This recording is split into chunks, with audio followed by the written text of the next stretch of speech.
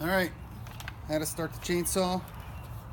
See here in the back has the settings. You pull the choke all the way down, hold the trigger in with your thumb, push it all the way down, it locks into place. Now the gas is full throttle. Take the cover off. Should start within 2 pulls. Let me rephrase that. 2 pulls after you hear it ignite.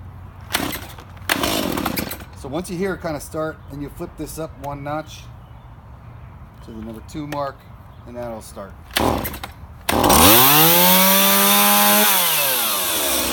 Throttle, shut the blade off. So lock the blade, push it forward, shake, unlock it, pull it back. That's it.